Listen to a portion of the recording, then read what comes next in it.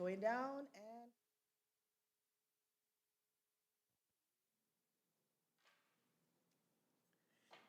good day.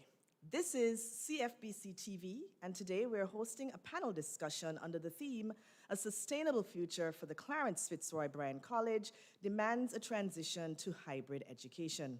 Thanks for joining us, and please don't forget to subscribe to our channel and hit the notifications button so you don't miss any of our upcoming posts or events. We will begin today's proceedings with the national anthem of the Federation of St. Kitts and Nevis, sung or rendered by our student, Miss Edward Woodley Gift, followed by the invocation presented by our lecturer, Mr. Terry Hanley.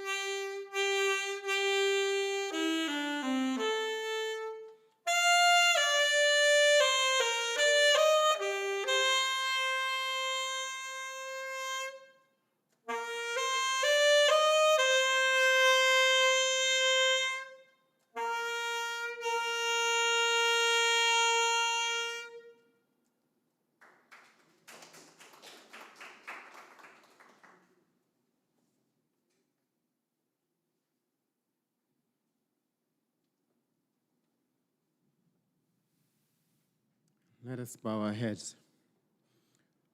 Our precious and kind eternal Father, we come before thee this day with gratitude in our heart for our spirit life. We give thee thanks, Father, for the opportunity that we have at this institution as we desire to equalize the opportunities to all. Create an environment where learning is possible from wherever. We're grateful for those initiatives and those ideas. We're grateful for the beautiful sunshine, the air that we breathe, for our health and well-being, and for the efforts that are being made to help us curb this pandemic. We pray, Father, thy continued wisdom to those who have that responsibility. As the management and government of this institution, we pray that at the discussion that is being led today, being aired, that the things that are being said may not fall on deaf ears, that we'll find the moral courage to bring about the change that demands us to change. We thank thee for the panelists and all their efforts and the time that they have put forth in preparation, and pray that all the instruments and that which is needed to make this possible work well, that they may also be able to present in a way that those who are listening may be likewise edified. Father, we can do nothing without thee, so we express our thanks and gratitude to thee for this day.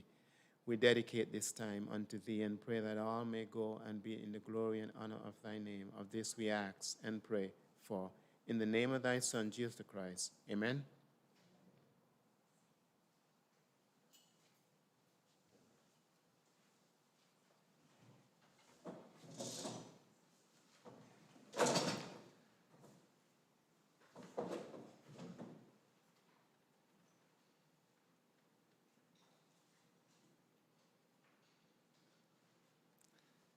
Thank you, Ms. Gift and Mr. Hanley, and welcome, welcome, welcome. It is indeed an honor on behalf of our Board of Governors and the management of Clarence Fitzroy Bryan College, CFBC, to welcome you to our panel discussion today. I am your host and humble moderator, Shauna Williams-Rogers, a lecturer and a member of the Board of Governors here at CFBC. We have been celebrating Founders Week this week, and today our focus is to take a deep dive into our sustainability as a college to transition, grow, and develop. Our panelists have a wealth of information and knowledge and will be sharing their insights on our topic of discussion. But just before we introduce and hear from them, I warmly invite our Vice President of Academic and Student Affairs, Dr. Moya Rotham, to give our opening remarks. Dr. Rotham.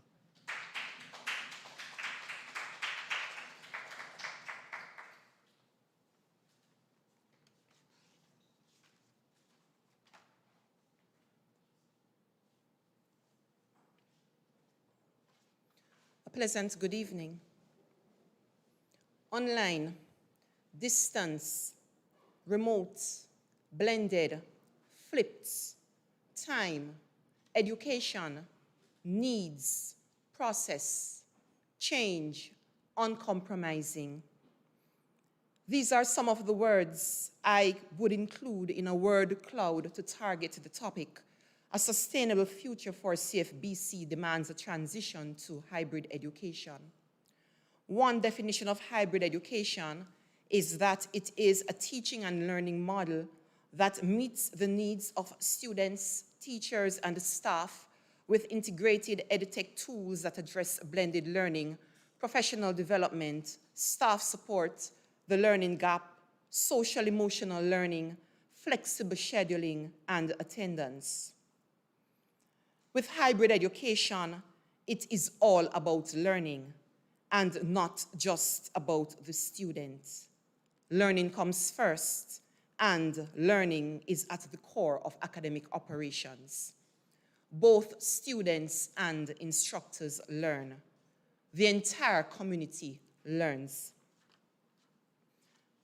For CFBC to be maintained at an acceptable standard or to exist in an uncompromising state at a later time, the institution must go through a process of change by moving toward a teaching and learning model that encompasses the integration of educational technology tools.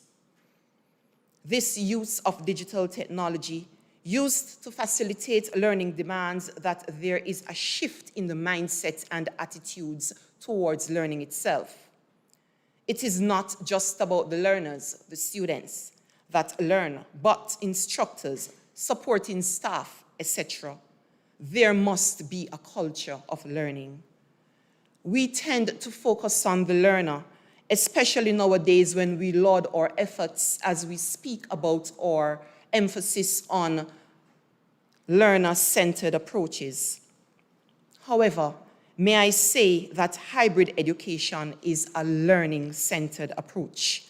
It is not just about the process of knowledge acquisition, but that of acquiring new knowledge, new understanding, which means that some things we thought we knew will change because we will gain deeper insights, or we may even have to throw out old information in order to get fresh knowledge because of discoveries. Learning means the process of acquiring behaviors and skills, values, and may I even say desires. Aspects of hybrid education is nothing new to the CFBC. Years prior to COVID, there were lecturers who engaged students in aspects of hybrid education like blended learning, where there would have been a combination of face-to-face and digital experiences. The pandemic has only sought to accelerate the move toward blended learning, and we hope that sooner rather than later, there can be the full embracing of hybrid education. For the college to remain relevant, or even to survive with uncompromising standards, hybrid education is a viable alternative. For the college to survive with uncompromising standards amid or even after the global challenges like the COVID pandemic, hybrid education seems to be the most feasible option. Can we go back from whence we came when a new normal has been created in the midst of the utilization of so much edtech on a global scale? A shift in the mindsets and attitudes is the catalyst for this change to hybrid education. Therefore, it is not only that our future relevance demands this edtech transition, but I dare say that a sustainable future for CFBC demands a transition to hybrid education with all stakeholders within the Federation of St. Kitts and Nevis poised for a change in the mindset, attitude, and focus. A change in the mindset, attitudes, and focus in assessing resources that CFBC students need to function. A change in mindset, attitude, and focus on how lecturers need resources to fully operationalize courses and programs. And of course, a change in the mindset of the resources that the CFBC, as the only indigenous tertiary level educational institution, need to have a sustainable future. Thank you.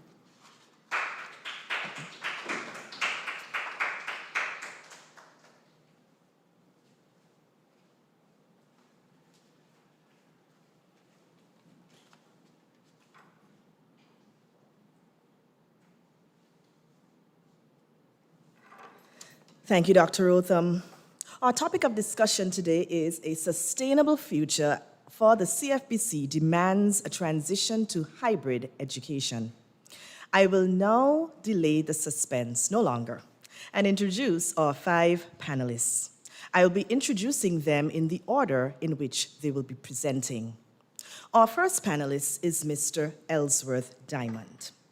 Mr. Cecil Diamond, or Ellsworth as we affectionately call him, is currently a senior lecturer and joined the staff of the CFBC in 2002 as a mathematics lecturer. He has taught mathematics across all divisions of the college. He holds a BSc in mathematics from the University of the West Indies, a diploma in education, and a Master of Education in Educational Leadership. He is trained in the use of Google Workspace for education. Welcome, my dear colleague and friend, Mr. Diamond. Our second panelist is Mr. Moriel Knight. Although only 18 years old, Moriel Knight has already begun making his mark in his community and, by extension, his nation. He is currently pursuing an associate's degree in economics here at the Clarence Fitzroy Bryan College. Moriel is an aspiring marine pilot and has been an avid reader all his life.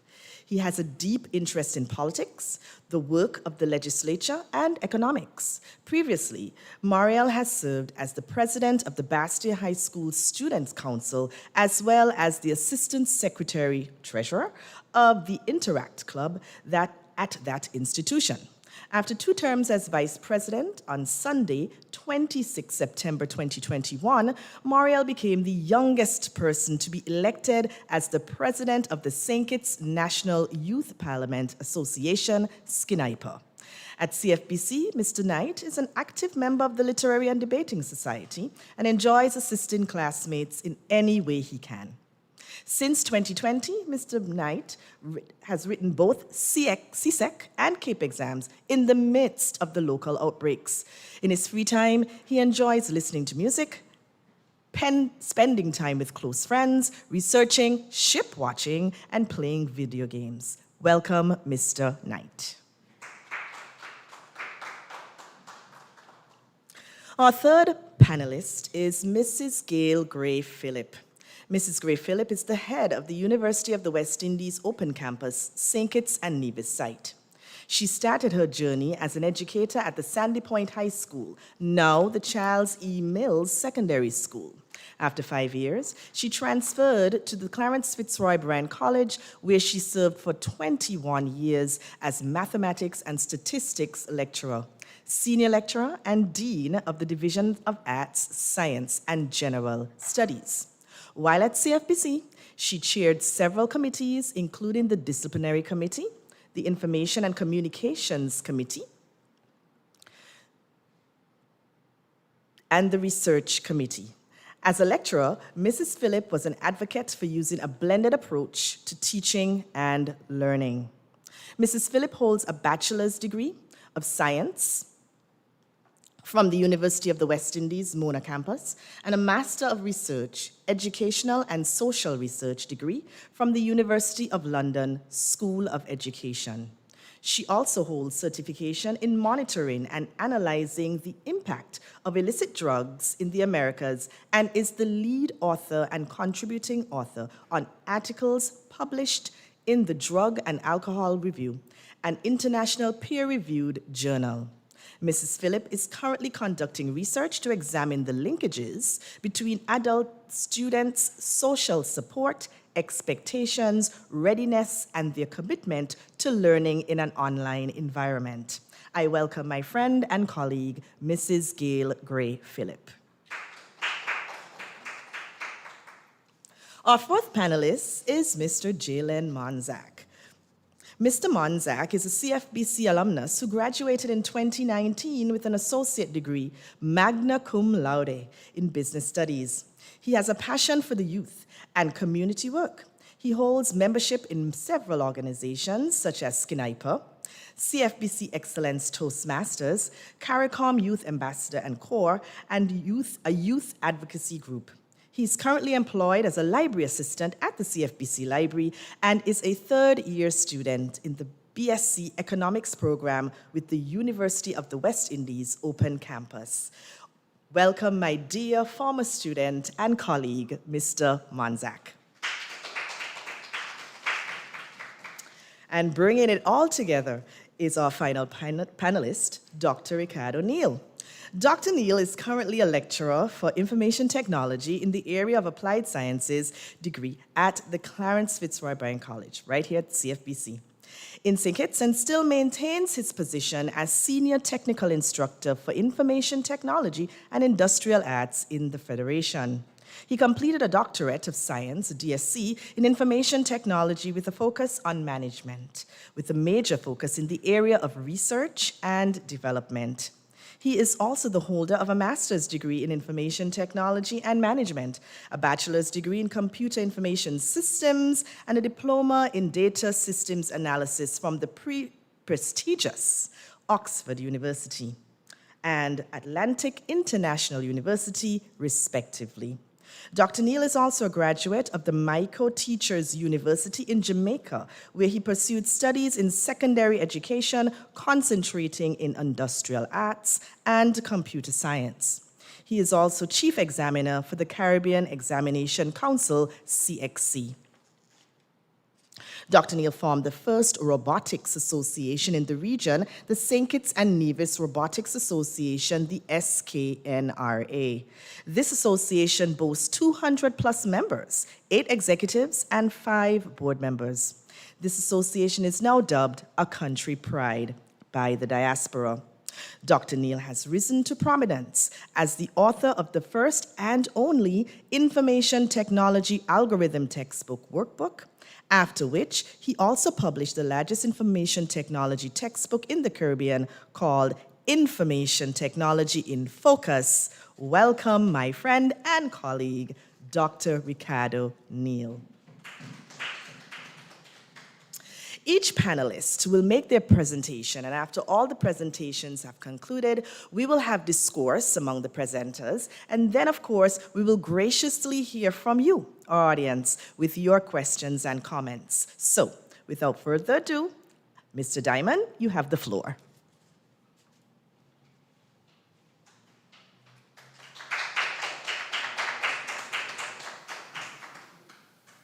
Thank you, Madam Moderator.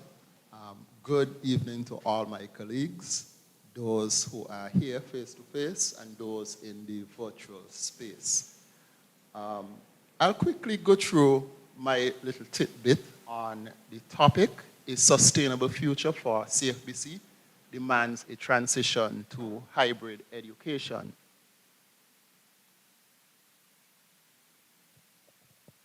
I see in this topic 4 key areas. One is sustainable education.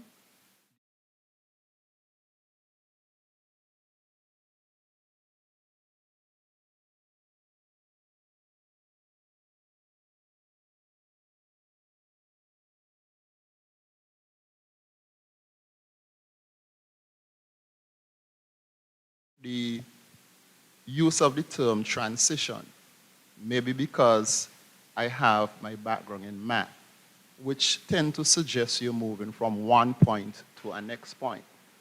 And so, for me, the topic offers some sort of a contradiction, and as such, I would reshape the discussion to one in advancing hybrid education for sustaining equal access to an affordable, high-quality technical, vocational, and tertiary training at the CFBC. Now, you might be wondering, why such a change? For one, given that we already have hybrid education, I think we should be focusing on how we advance it. And two,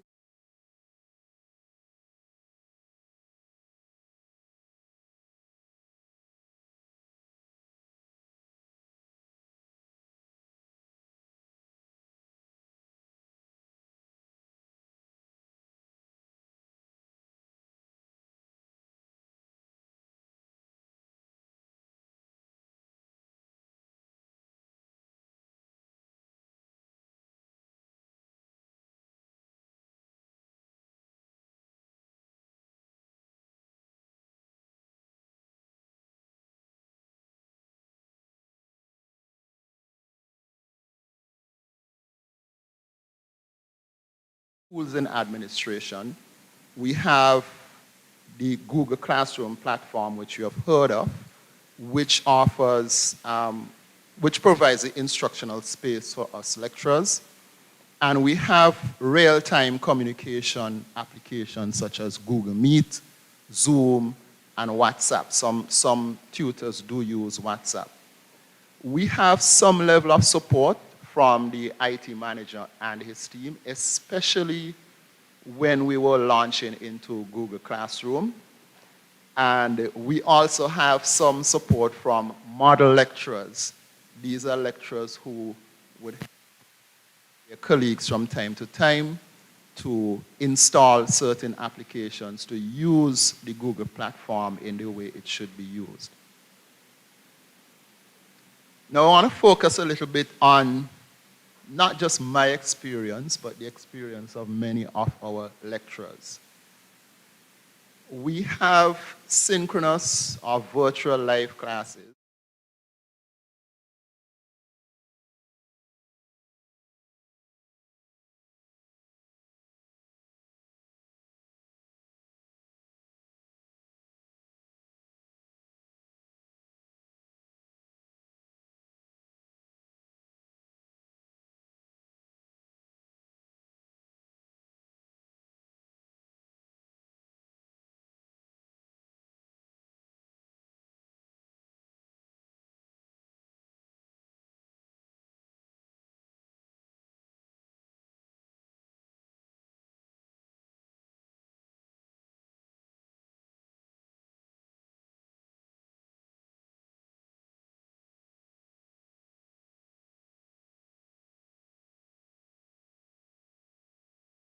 And I have done that. I have had a very large class last year during the pandemic. It's still going on, but 20 or so students were able to come into the classroom while the remainder joined online. So while we look at hybrid education, we have several levels in which we can hybridize. Engage. We use PowerPoint. There's the whiteboard, which I use to go through and we have a lot of worked examples. I use mathematical apps. I use comparative definitions. So sometimes I would not just simply provide the definition. I would have the students online or even face-to-face, search for more than one definition, and then you come up with something out of it. Discussions, problem-solving sessions, the use of breakout rooms, stations, online look,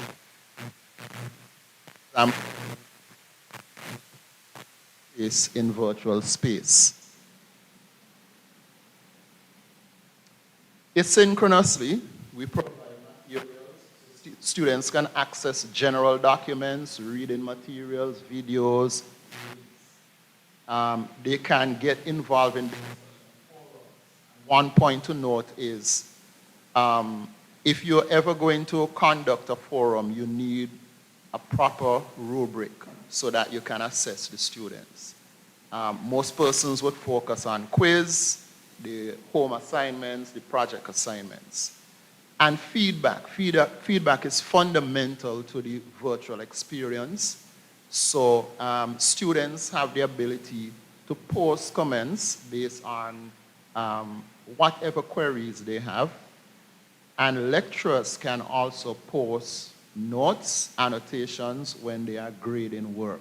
So all of this is available in the virtual space, and we have lecturers who do quite a bit of these.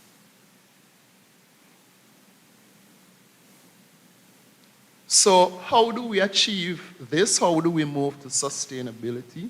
Dion and Leo, 2019, they did some research, and the research continued to confirm that quite a lot of educators are indigenous. Well, they are not indigenous with respect to the digital age, and they are basically immigrants. Their study was done in Hong Kong, but it's relevant throughout the entire world. We need to improve our digital literacy, and I'm speaking here of educators.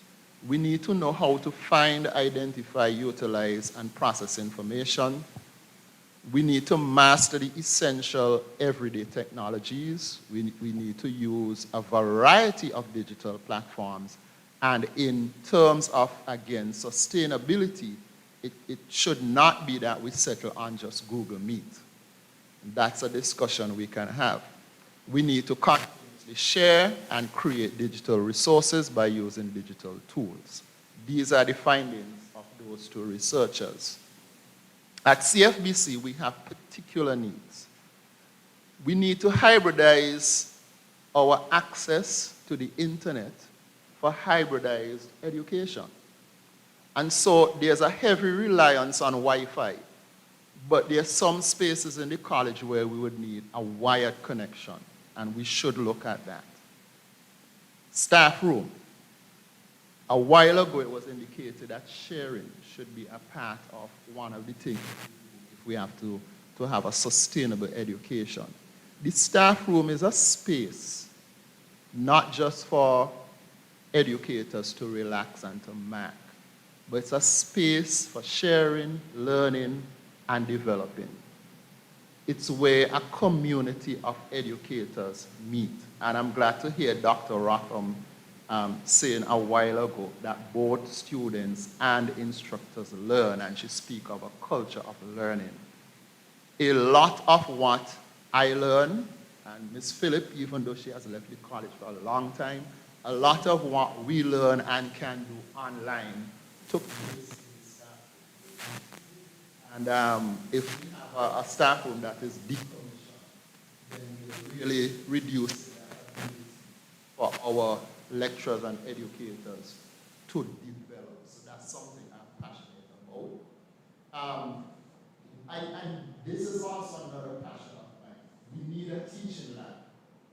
Now, this notion of a teaching lab came through teacher education for student teachers. However, lecturers can be afforded a space to develop their pedagogical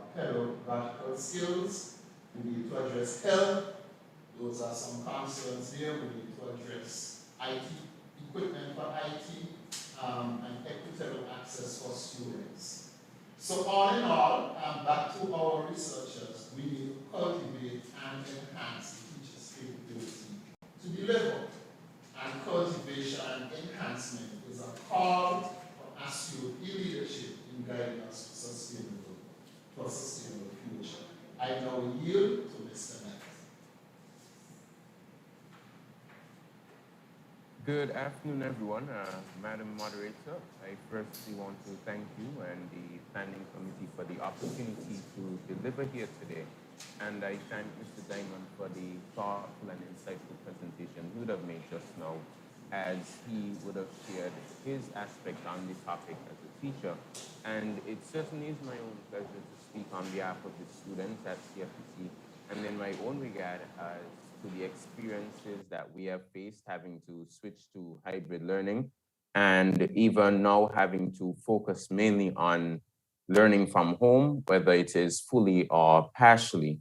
And I know for one that the pandemic would have really exposed the fact that we have a large section of our society who do not have equal access to IT and equal access to things that we often take for granted, computers and Wi-Fi facilities. And I'm happy for the contributions that corporate entities like the cable would have done by installing Wi-Fi across the island. And I think that this is something that definitely should be looked at across the region, government subsidizing internet facilities so that students do not have to put off their learning because they're asked to stay home for quarantine, or else because they're forced to stay home because of lockdowns. And so I think going forward, if we are going to look into a hybrid society of education, and even here zooming in specifically to CFBC, that is something that the government and CFBC as an entity in itself would have to look at, ensuring that there is equal access to devices and equal access to Wi-Fi so that no student is left behind. Because oftentimes we would see that education, we never want it, to be that education is only available to one class or one set of society's membership. And we know that that's something that would have moved away from coming into the 20th century. And it's not something that we ever want to go back to. And so as COVID taught us this lesson, I'm hopeful and prayerful at least that the governments and the educational boards across the region and across the world will take this into consideration.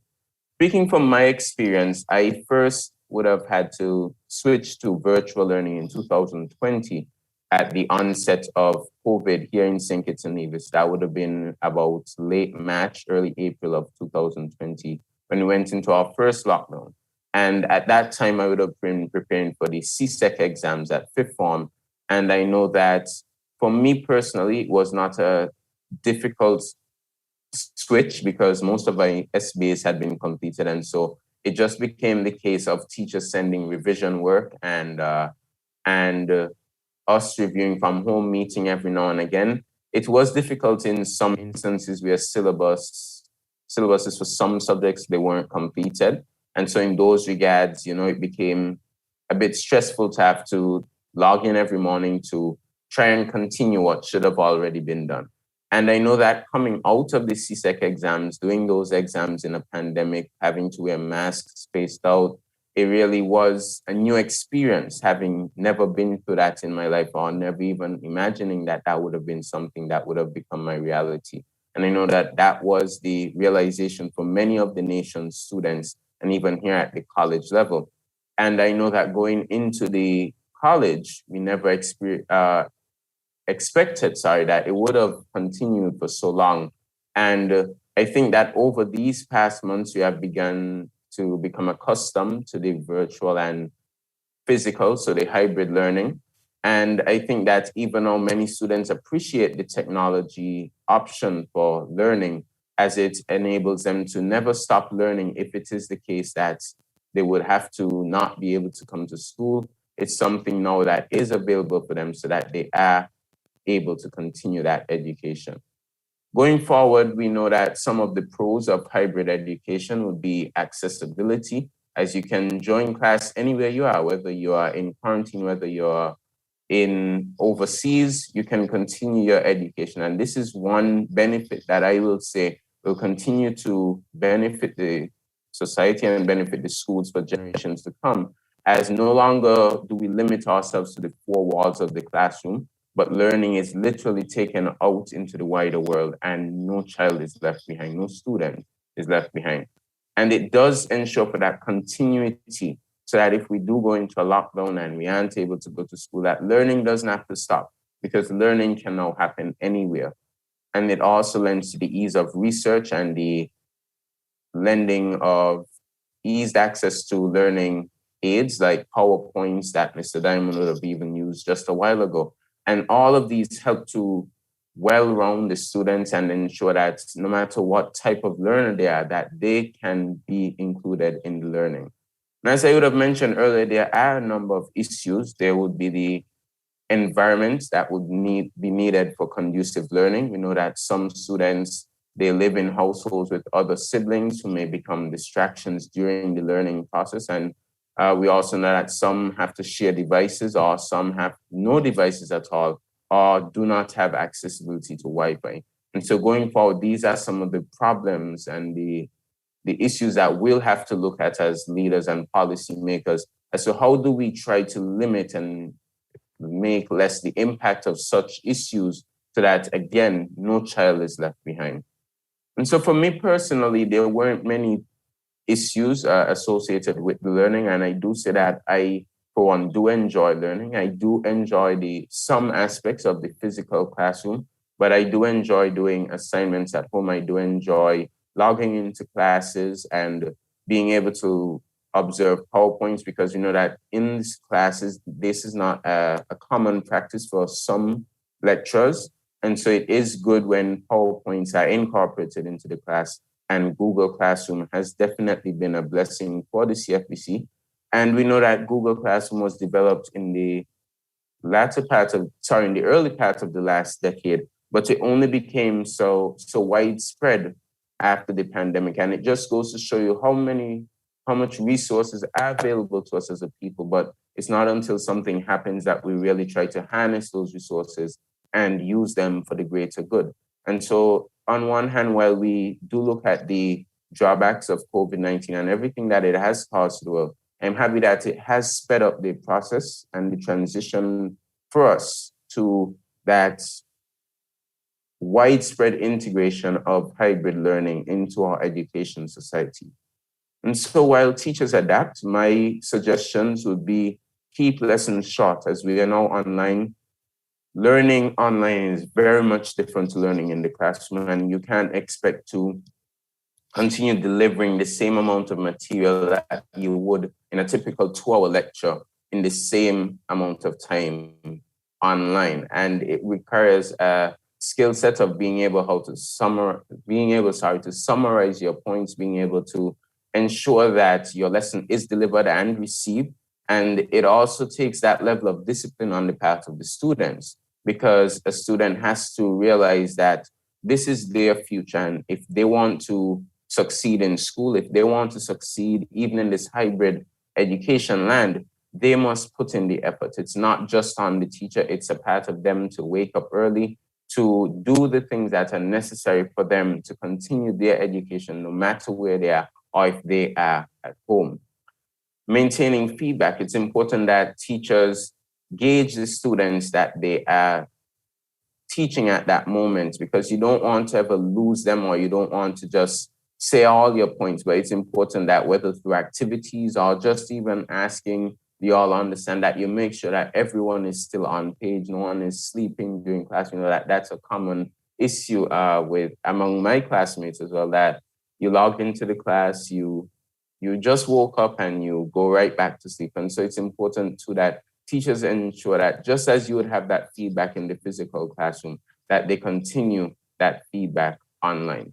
And the final point would be, Mr. Diamond touched on it a while ago, but the improved Wi-Fi connectivity on campus. As we are in hybrid learning, not fully virtual at the moment, and so oftentimes we will have classes, let's say a class begins at 1, and finishes at 2:55, and that was online. And you have another class at 3 on the campus. And so there's no turnaround time allowing you to get to the campus. And many people live a couple miles away from the college campus. And so it's incumbent that timetables be developed with this in mind, or teachers be asked to keep their lessons brief, or even if they ask the new lecturer to just bear in mind that some students would be coming from home. But that definitely was one of the things that I had to adopt to in my first year as a student, being able to transit between campuses, whether it was a class at home that I had to return to or a class on campus. And this one solution to this too will be improving the Wi-Fi access at the campus on Burden Street and even at the TVEMS and other campuses, because we know that the Wi-Fi, it really isn't the best at times, and it's not able to facilitate so many users at one point. Often many are who are in the same class. They're dragging the same Wi-Fi to connect, to listen to the same teacher. And so it's incumbent upon leadership as well that we expand the Wi-Fi and we ensure that the Wi-Fi connectivity is available, it is strong and conducive to that learning environment that we want, if we so desire to have that hybrid education. And so that's all I would jump in for now with. And once again, I thank you for the opportunity to be able to share. And I do wish all panelists the very best. At this point, I yield the floor to Mrs. Gail Phillip.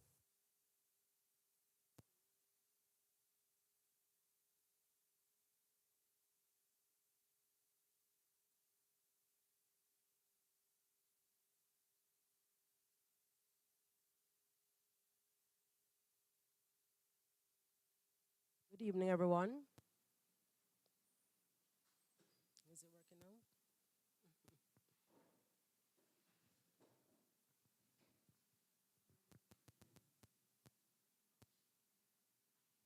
Testing 1, 2, 3. Testing 1, 2, 3. Okay. Good evening, everyone. Thanks to the organizers for inviting me to be a part of the panel. Very interesting topic for me. As the VP suggested earlier in her opening remarks, for many years, CFBC, but the senior administrators of CFBC have recognized the need for transitioning to hybrid education or advancing to hybrid education.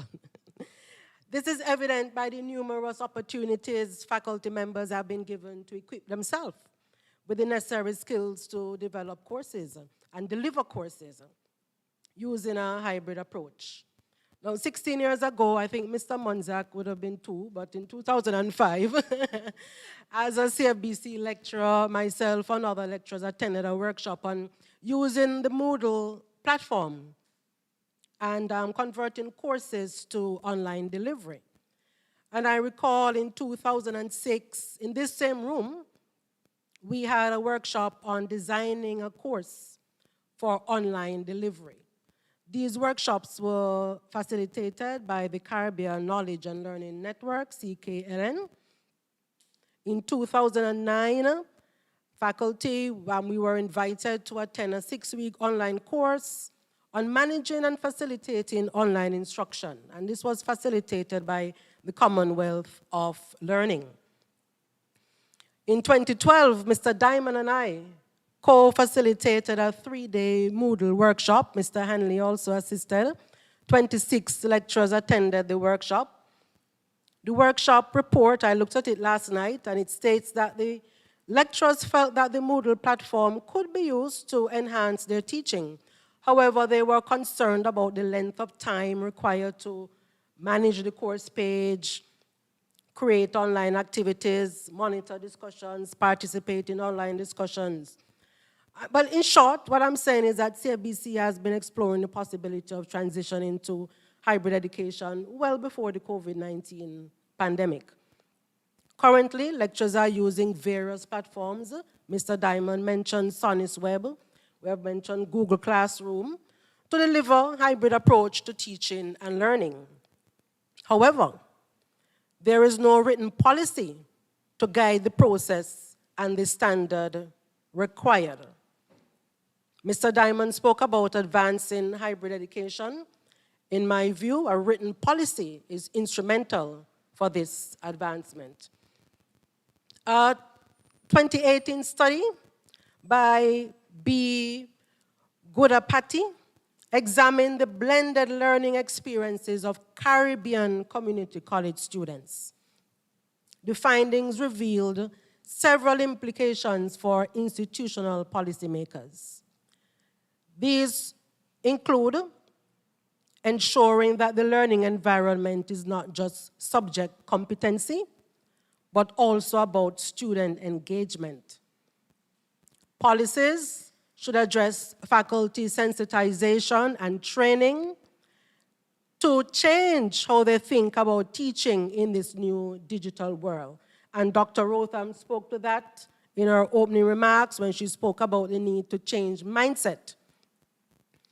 The researcher found that students favored the instant communication of social media, like WhatsApp. The researcher said the policy should consider privacy, safety, and security in using social media in the classroom. The researcher also recommended that institutional undertaking of this nature should be data-driven, with emphasis on research by administrators and faculty. Guided by the University of the West Indies policy for online and multimode teaching and learning, such a policy should list all the principles that should guide, without modifications, all instances of hybrid learning. This should include adherence to a high standard in academic quality, observation of a uniform public face in all hybrid courses, so they all should look alike, common standard throughout, and respect for intellectual property. The policy should also state the requirements for course development. For example, all courses should adhere to the specifications of a college-wide standard. Recently, I saw that Antigua State College, during the pandemic, they have taken all the lectures are done online, and the small group tutorial sessions are conducted face-to-face. So whatever format we decide on, that has to be included in the policy.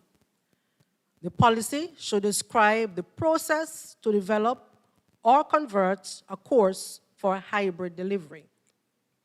The specific roles and responsibilities of various departments or individuals should be outlined. Such a policy must include the characteristics that the course must exhibit before it can be delivered as a hybrid course. For example, the course includes an opportunity for student-to-student interaction. The homepage not only provides information and guidance, but is also engaging. Learning styles are considered in the design of the instructional materials. All chats and discussions are moderated, and assignments are developed to encourage critical thinking. There will be a need for a system administrator, learning support specialists, instructional designers to support faculty and students in the hybrid courses. In closing, to establish an effective system for teaching and learning in a hybrid environment, we need to examine the realities of monetary and man-hour costs. The cost of developing and training for these environments must be considered. The long-term strategic benefits for student engagement, accreditation, and completion rates should be taken into consideration. Thank you for listening, and thanks for the opportunity to contribute to the discussion. I now yield to Mr. Munzak.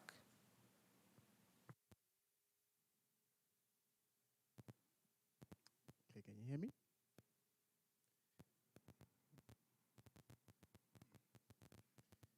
Okay. Good evening, everybody. I am happy to be here. Firstly, this is my first panel discussion, so I am quite nervous, and I hope that I can contribute very well to this discussion. So when I first saw the topic, Sustainable Future for CFBC demands a transition to hybrid education. The first word that stood out to me was sustainable, for the reason that I am actually doing a course that speaks about sustainable development. So when I say sustainable, I see it speaking about how can CFBC cater to the needs of students, our main stakeholders, now, and how we can cater to them in the future, in the long-term future. I would have researched what hybrid education is, because I was confusing it a bit. And I realized that on the internet as well, that there is a bit of confusion between the different types of learning. So hybrid education is where lessons are taught live and remotely at the same time. The blended learning is where all education, including hybrid, online, face-to-face, it encompasses digital technologies, especially online tools and technologies. And the online learning is completely taken over on the internet. I would have had the opportunity to experience many learning platforms. I would have graduated from CFBC in 2019 before the pandemic, so I would have had face-to-face classes. And then I would have went on to the UE Open Campus, which is an online school. So when I see hybrid learning, I see it as a middle ground between the face-to-face and the online learning. I think that this topic, it's very justifiable right now for CFBC. I think that, yes, I see and I hear that, CFBC, they're making steps towards being resilient to the COVID-19 pandemic and to being able to cater to students. But I don't think that we are at the hybrid education. We are moving towards it, but it's more or less either or. So we have the online classes and we have the face-to-face classes, but we don't give students the opportunity to choose. And I think that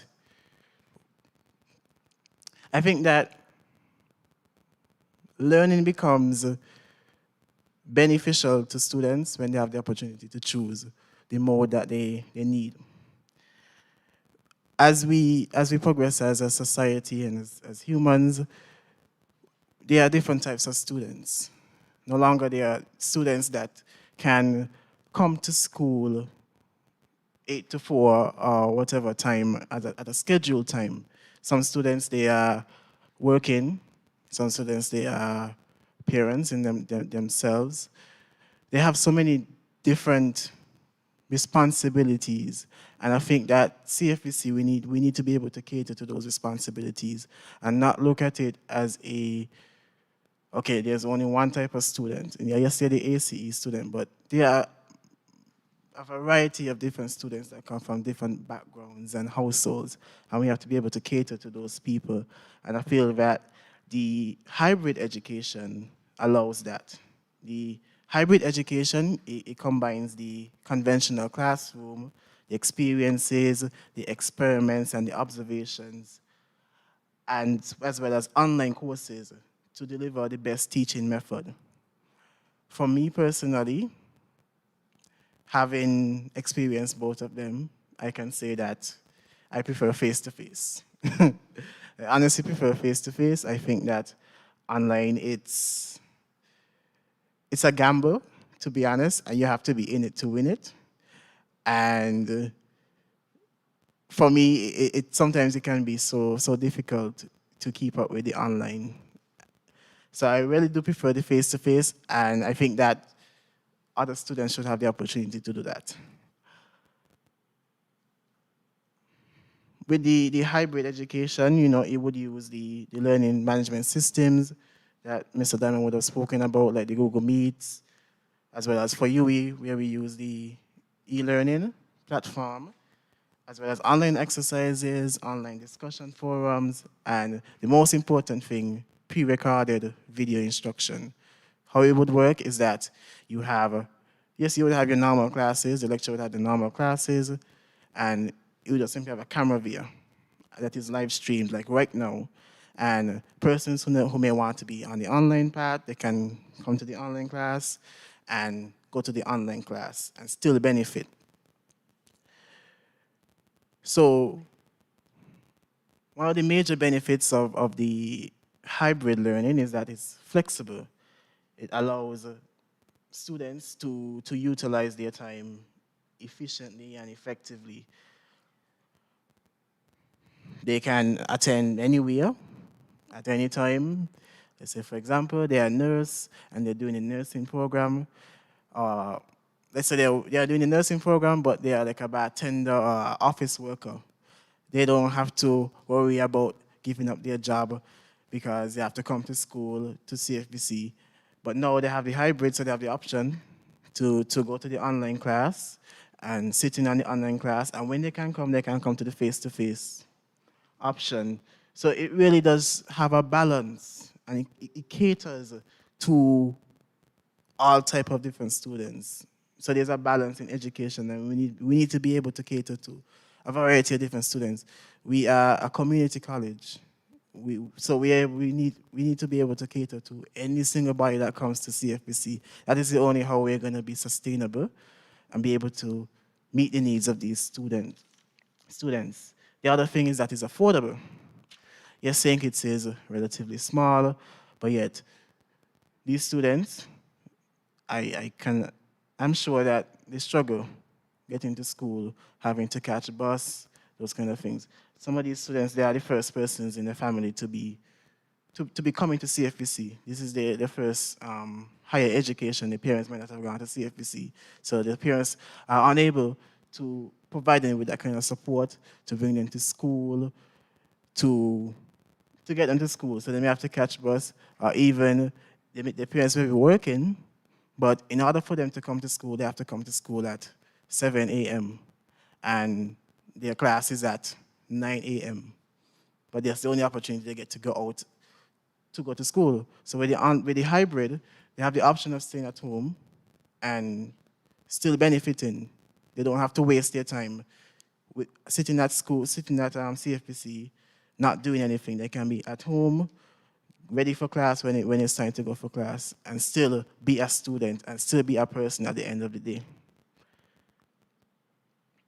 Also, it's affordable for international students and regional students. I realize that we have a growing percentage of regional students that want to come to CFBC, Jamaicans, Trinidadians, Bajans. I see that they want to come to CFBC, and it's a very tedious and stressful process to get to CFBC. You have the visas, plane fees, all of that. So we need to be able to expand our reach to the regional countries and international countries by them being able to just sit in at a class and still be a CFBC student. They don't have to come to CFBC, they don't have to come to CFBC right away. Eventually they can come when they need to come. It also benefits introverts. You know, they can stay from the online class and they can ask questions. They don't have to shy away. They can post in the online forums, send a direct message to the lecturer. It's also efficient, you know, and also it helps with time management because by you doing a hybrid, you have the choice. you choose to do the online platform, so you understand that you have to put in the work in order to get this done. For me, when I'm going to UE Open Campus, and I understand that the time is in my possession. It's not anybody else's time, it's my time. And from that, I think that I have become a bit more better on time management. So really, it helps in terms of like, if you're choosing the option of online, you know how to manage your time from that. So I think that overall, that the hybrid education, it's the way to go. It would help with our sustainability, our marketability in the region, in the international arena, being able to compete effectively with other colleges elsewhere. And I will now yield to Ms. Dr. Neal.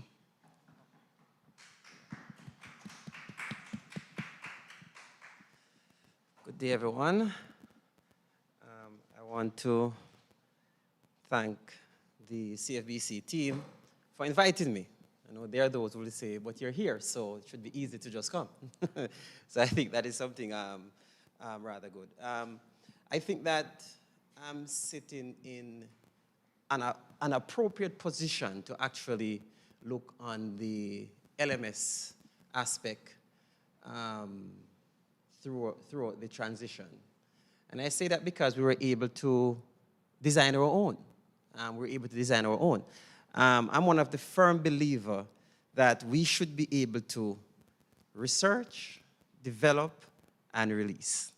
I believe that. And the reason why I believe that is because in 1994, the corporations across the world decide that, and I'm going to try to be condensed as possible because I have a tendency to talk for 2 hours. But don't worry, I won't talk for 2 hours. So in 1994, the business community had made a decision that they are not going to go online. It is something that is new for them, and it's not safe. And so PayPal launched its platform, and within that first year, revenue did not pick up. And then a few companies came on board, and they began to follow the trend. Now, if we look from 1994 to now, if you're running a business and you do not have an online method of accepting payment, 50 to 60% of your business is gone. That's how the business world actually operates. Now, the same principle should apply to teaching and learning.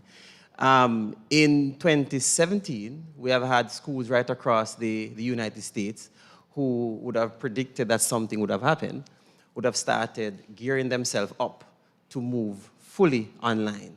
Prior to that, we have schools who have been operating online for 15, 16 years. And so those schools would have learned a lot of making the transition and so forth. I think for the interests of, and I'm glad that my panelists here addressed the definition for what hybrid education is, and I think it was fitting for him to actually speak to it, because I think that that's something that our audience need to understand. When we speak about hybrid education, as you rightly said, it has to do with the whole concept of the teacher or the lecturer or the professor being in the classroom and is able to reach the student, and that student is interacting in a live setting. So that needs to be understood. Hybrid education is not necessarily the concept of just posting a video recording of oneself and then have it there, but also have a live demonstration of what is actually going on within the classroom. So I want to just get that out of the way right there. When I was first invited, there were a few questions that was thrown at me, and I'm going to see if I can answer them in a condensed format as much as possible. And Ms. Moderator, please bear with me. So, what is needed for a successful hybrid learning environment? One, I believe that what is needed is a reliable learning platform. There must be a reliable platform. Now, what do I mean by a reliable platform? I'm not talking about a platform that we outsource. Now, the college itself must boast itself as an institution that is engaged in research and development. And I'm going to say that word right throughout as I give my presentation. And the reason for that is we tend, within the Caribbean region, to take a long time to make that shift over to owning our own. There has been a focus on who can provide me with this? Who can provide me with that? How can I get this? How cheap it is?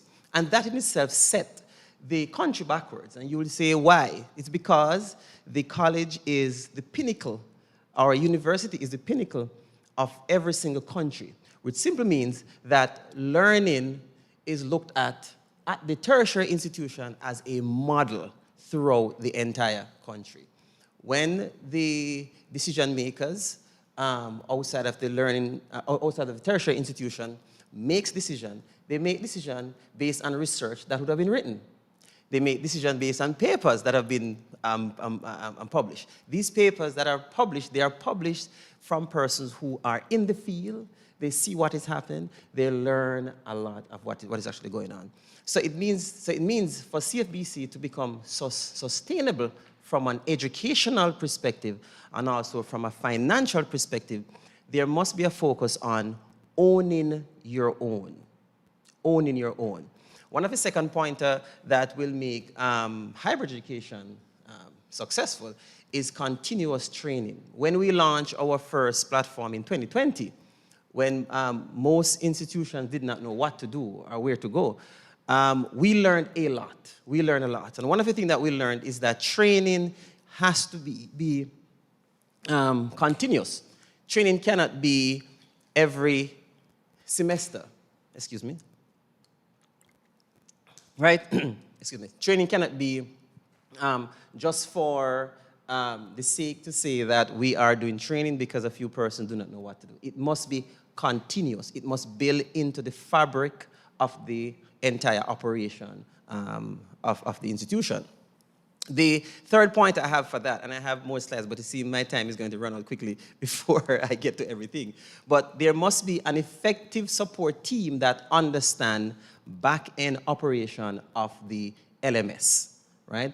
A team that understands the ins and outs of how to navigate, how to address issues that a particular lecturer or student might have. And once that is actually set, that will actually position the institution in a better position to actually be recognized as a credible institution in terms of work done.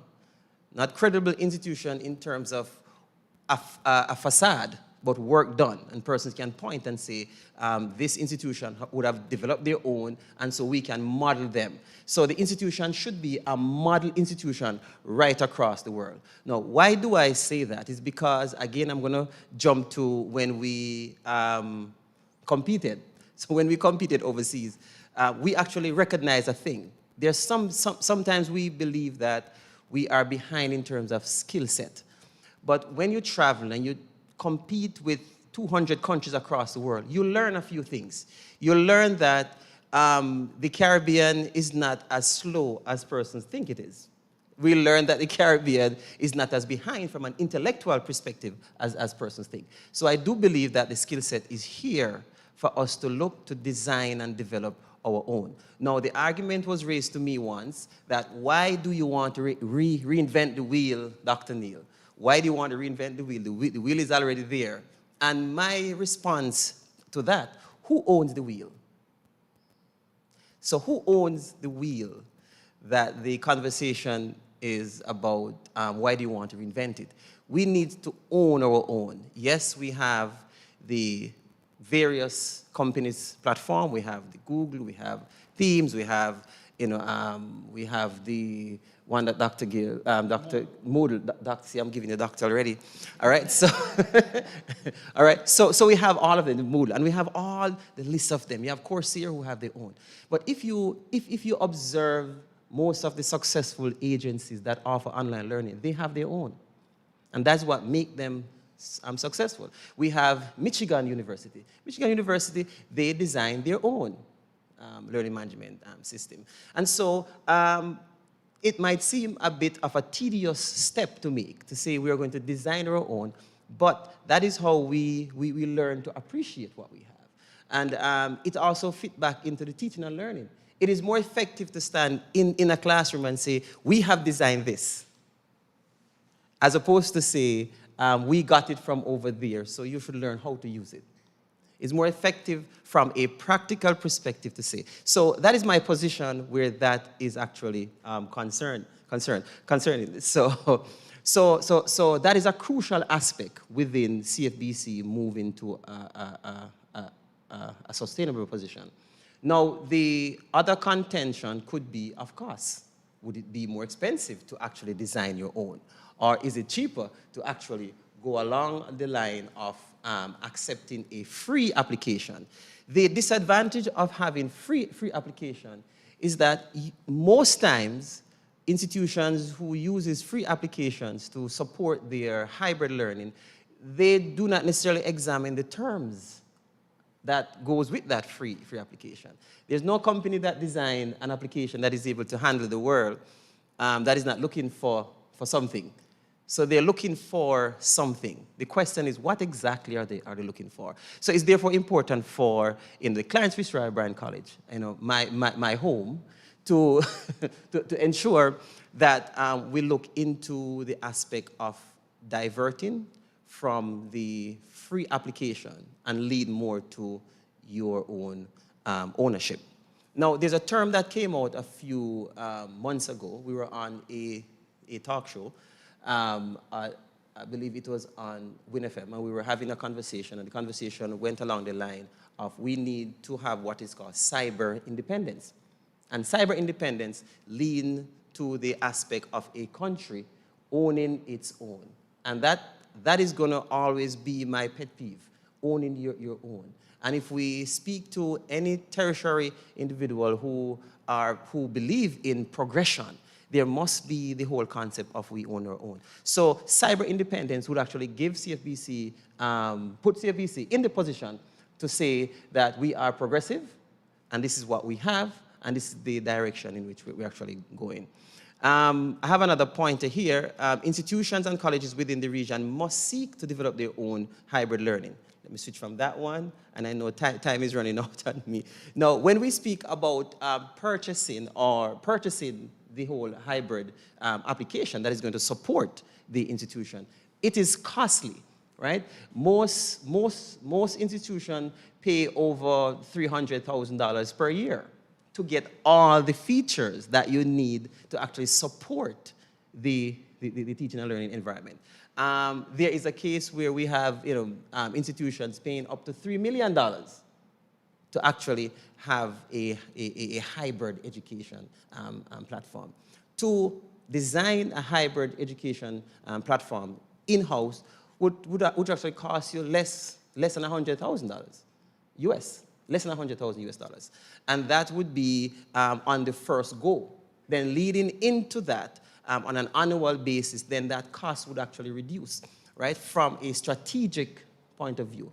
Now, one of the drawbacks that we find happening is that because the current systems are ready to go, we tend to gear towards it. So as I have the VP here, and the VP know I'm reaching out to her to make sure that the CFBC look into the direction of designing its own. I'm not finished, but I'm going to have to close off at this point. Thank you very much.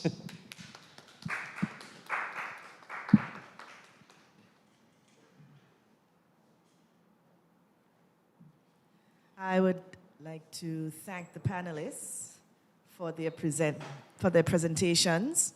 And right now, as I am looking at what we're working with, if the panelists have questions that they would like to ask of one another based on the presentations, they can do so at this time. I do have a few questions that I've been gathering and pulling here that I do have, but if you have any questions that you'd like to ask of one another, you can do so.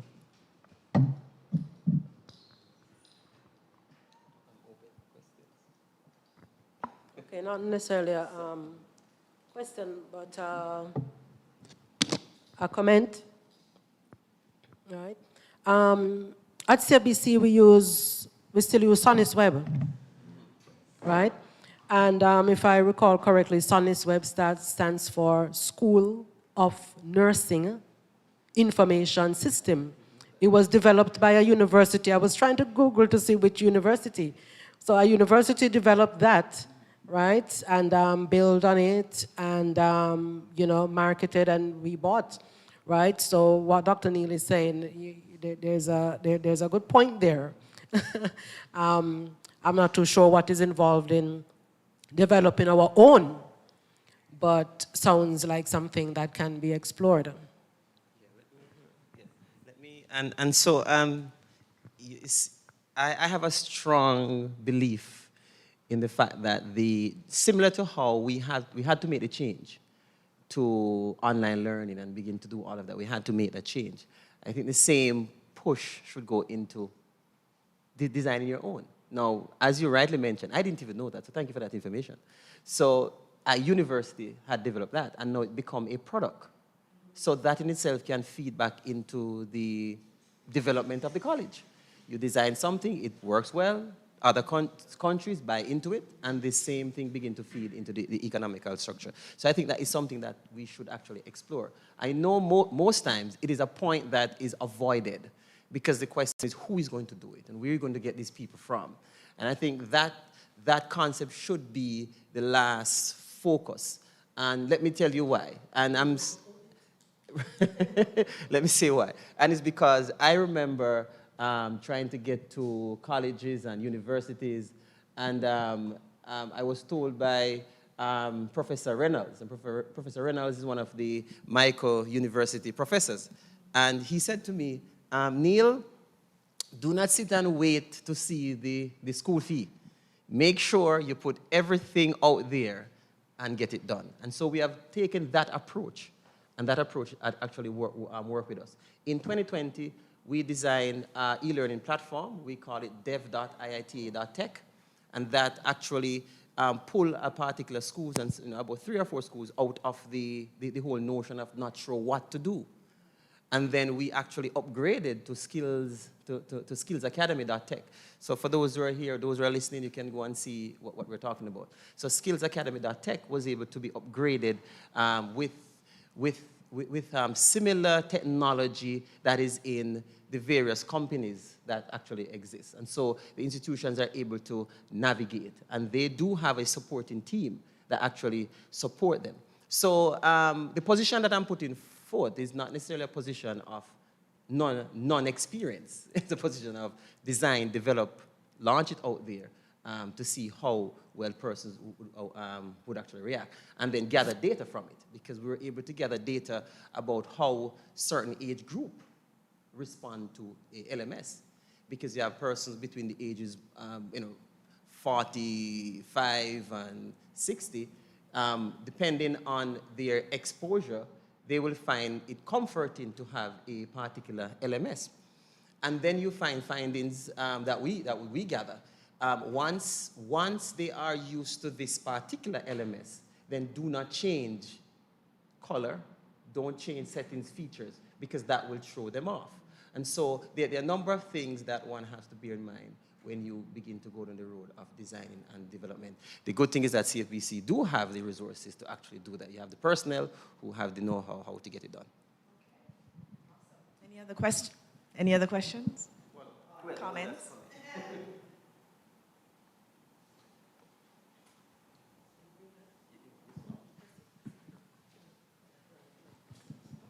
Yes, I want to pick up on something Munzak said. I think he was referring to the different types of students out there. It needs further discussion, and I have a comment rather than a question. And I also want to respond to his preference of face-to-face. I would share an experience I had quick, nothing long. This week I was teaching. I was going through something with number bases. And when I looked at the class, I was able to see between the eyebrows of a student. It was very creased, and I knew he wasn't understanding what was going on.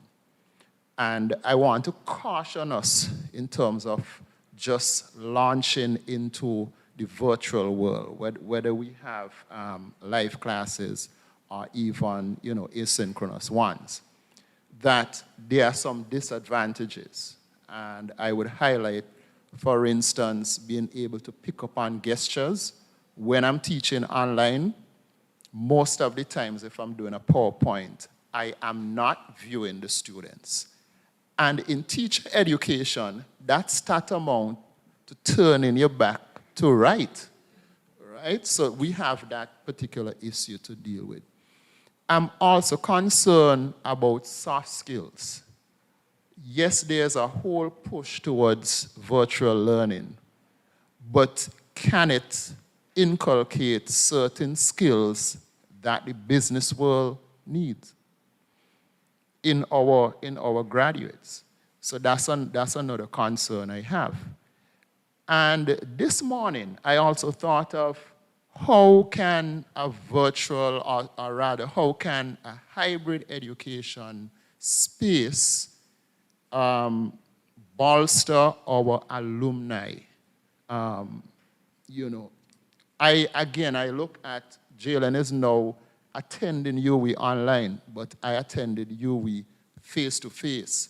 There's a sort of connection that a student gets when they are in the reality of the campus as opposed to online. And that connection stays with you, so that if you look 20, 30 years down the road and we are offering more online classes, will we then anticipate our alumni to be very supportive of the school when there's a sort of, as back then we're using fancy words, we're using fancy words now, virtual and blended, but back then, you know what it was? Distance learning. So if we're having that kind of space where there's that gulf, how can we then continue maybe to rely on the support of the alumni? So those are just some thoughts that I have concerning, how can we be sustainable with our hybrid education? Well, Mr. Diamond, allowing me to jump in right here, I could say that, well, firstly, to your point on being cognizant, I guess, of the students and making sure that they are still involved. That jumps back to my point earlier on ensuring that there is feedback between the students and the teacher while they're teaching, because the fact that you were able to pick up the student was not paying attention or he didn't understand that concept, that's something that we'll have to train our teachers to, whether it would be encouraged, I guess, that when we do have those online classes that the camera's on, that they're trained, I guess, to pick up the body language and pick up the lack of feedback as an indication that, okay, either I'm being boring or either the message isn't coming across. And into that way, they'll be able to adjust. The same way how if you're presenting physically to a debate or whatever, you gauge your audience and you realize that your audience isn't paying attention. So you change the strategy, you change your intonation, you change your style, you break from your script just for a bit to make sure that you catch back up with everyone. And that's something that we'll have to bear in mind going forward, because that's something that we can't leave out as we embrace the hybrid learning.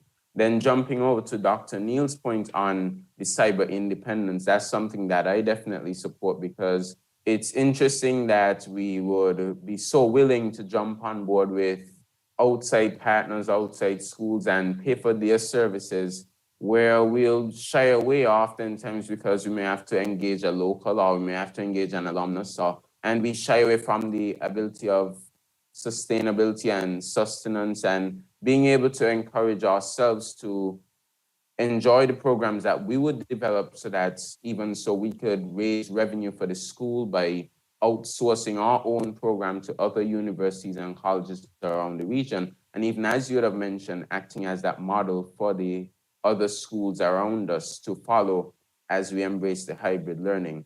And then to, once again, Mr. Diamond's point on engaging the alumnus. I know that over the years, we have seen an increase in the interest of young people here in the Federation in information technology. And so it would just be to have that conversation, gauge the alumnus who have graduated in IT, perhaps see how willing they are to develop this own system. And in that way, they could feel that sense of pride and attachment to the system and continue to feel engaged with the school. And even when we switch to hybrid learning, the emphasis would have to be placed on building those soft skills, as you'd have said, through clubs, because we know that clubs in the same way can be done virtually. And even if we have meet and greets, whether it's at the campus or virtual meet and greets, I think all of those will also lend themselves to ensuring that that school pride that you alluded to is there, and that even though you're not physically at the school, you still feel that I am a part of that CFBC family.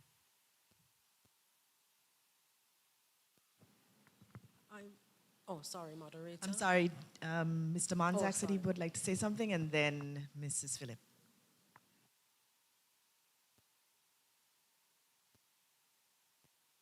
Diamond, how should I say this? Okay, so I think that when it comes to college and higher education, it goes beyond the classes and the learning, but it's more, or the formal education, but it's more about a holistic development. I think we've heard about this. It's becoming a cliche now, but education is supposed to be holistic. And as Marvel would have said, he actually stole my point, but but I think that what CFBC needs to do is to bolster the student engagement and student activities within the college. I think right now, even with the current environment, there isn't anything going on right now. And would you say that we can reach out to our alumni when these people graduate? Can we reach out to them and ask them, for something or whatever? We're not engaging anybody at this point in time. So there still needs to be the complement of student activities, the club, debating societies. So we have to be able to find that common ground between that. And with regards to the business community, I think that in the near future, going forward, we will change.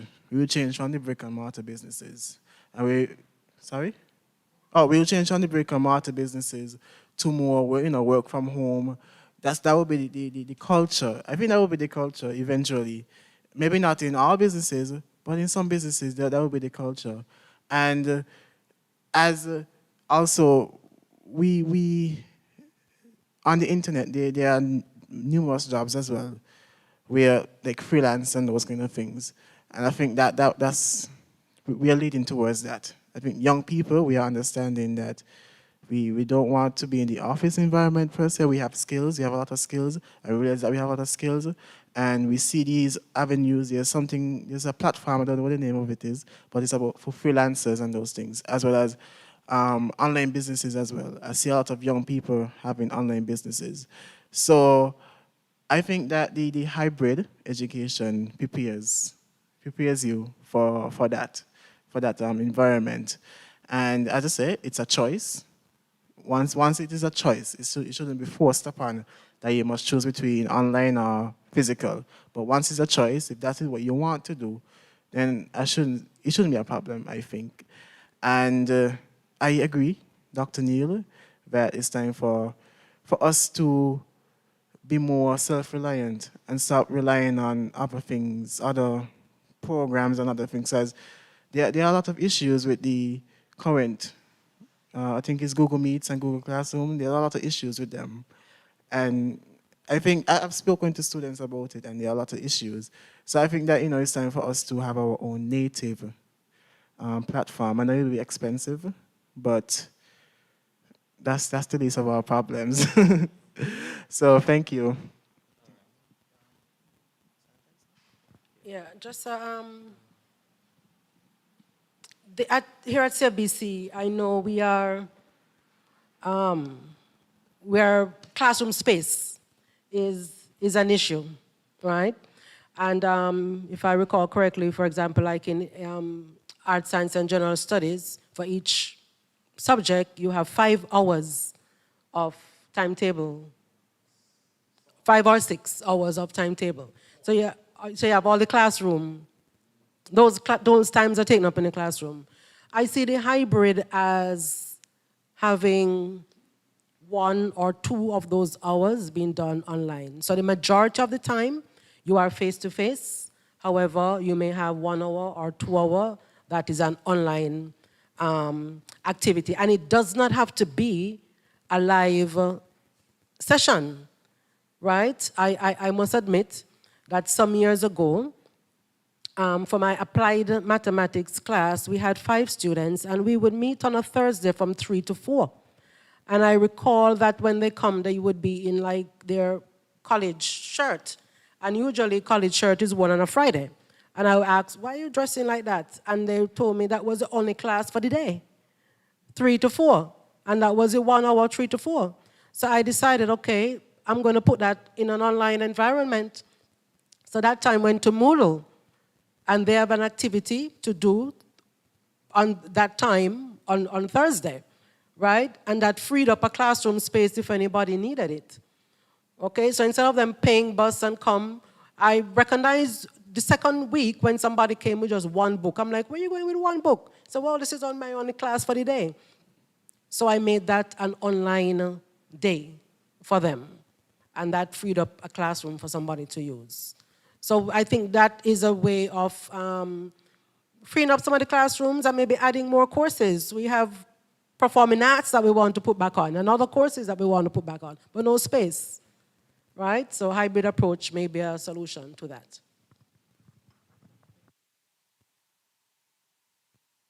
So I think, Dr. Gill, Mr. Phillips, you're correct in that. We do have, for example, private sector agencies who would like to do courses at the institution, but the time factor for them is an issue. So they can't come during the day, the same regular student hours, and they would like to have access to courses. And the only way we can achieve that is if we have our own system that is able to reach them out there. The other point I want to touch on is, and I will be short, every university and college that is progressive tend to have an R&D unit. There is a research and development unit. And that R&D unit is designed to ensure that they foster sustainability. That's what it is. So if there is a need where there is a high expenditure going on within the institution at a certain point, then the R&D unit goes in. How can we cut that cost? How can we remove that cost? Right? And so that is why it's important for us to even begin to think about having a research and development unit. The other point I want to make is in response to the frowns sometimes at the e-learning. I think one of the reasons why you have some level of frowning is because of the curriculum reformation. There has to be a reform of the curriculum. So the course outlines that we have, they have to be looked on from a different perspective now. So they have to be changed from what we used to have. And that will actually allow students to actually be engaged in. Whenever I am lecturing, my students are fully engaged because I'm watching every single behavior, right? Cameras must be on and rules are set. And I am I've deliberately allowed each of them to respond to a point. So if you do not do that, then you will find that some students might log in and they're not there. But once you're able to interact, well, this is your time to do this, you'll get that same interaction as if you were in class. You allow them to present, you allow them to give their comment, you assign something for them to do, and that will actually keep the engagement going. Yeah, 2 quick points, and one is this.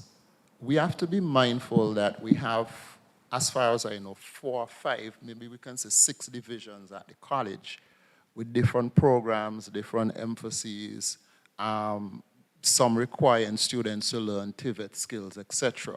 So in moving, let us not forget what the topic is, sustainability. In moving forward, we must decide, not just as an entity, but which programs are more suited for a hybrid education space. That's something, and it will come from your research department. That's one. Two, I see in hybrid education, we can leverage, we can meet the NIVIS students. I do have students in a particular class that asked me to, can you run a session online? And I did, right? And I see going down the road, we can actually use hybrid education to meet those students' needs from NIVIS, but even more.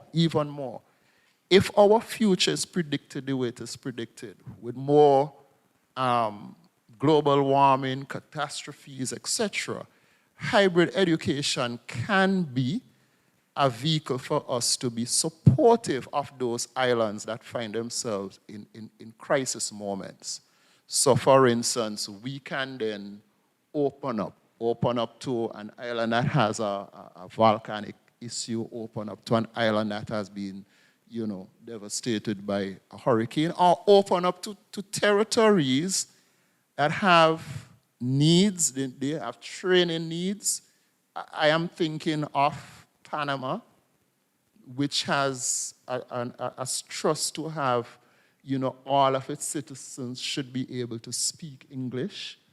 And they're looking around. Are there persons who can be involved in training their citizens to speak English? So we have that avenue as well available to us.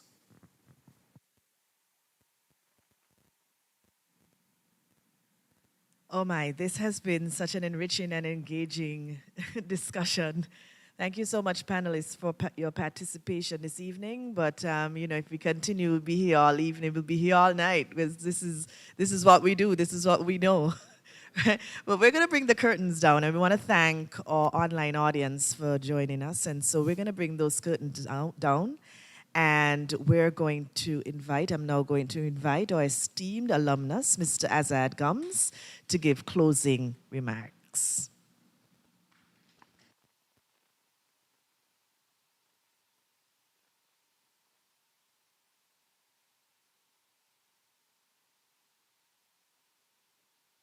Adopt the protocol that has been so ably established this evening. Good evening. I wish to thank a number of persons. Firstly, to the student, Miss Woodley Giff, who played our national anthem so beautifully. I think she deserves a round of applause. To our lecturer, Mr. Terry Hanley, who invoked God's presence here this evening and filled us with what was to come in terms of discussions, inviting God. To our so able Madam Moderator, who did a wonderful job cheering the proceedings here, Ms. Shawna William Rogers, thank you. To our Vice President of Academic and Student Affairs, Dr. Rotham, thank you for giving your opening remarks and reminding us of the importance of blended learning, especially as we face the impacts of COVID-19.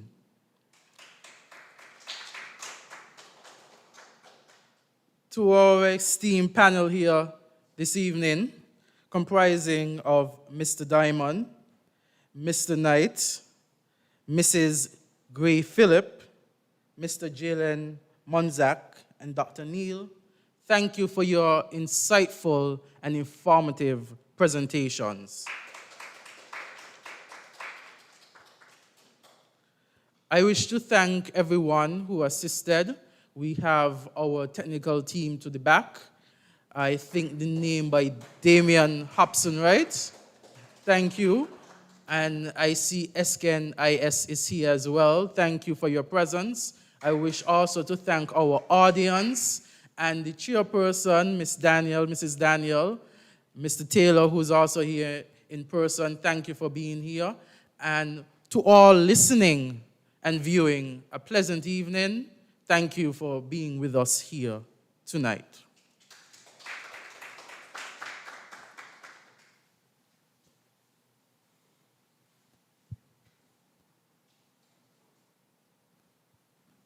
Well, you've heard from our panelists, and we've been given lots of food for thought.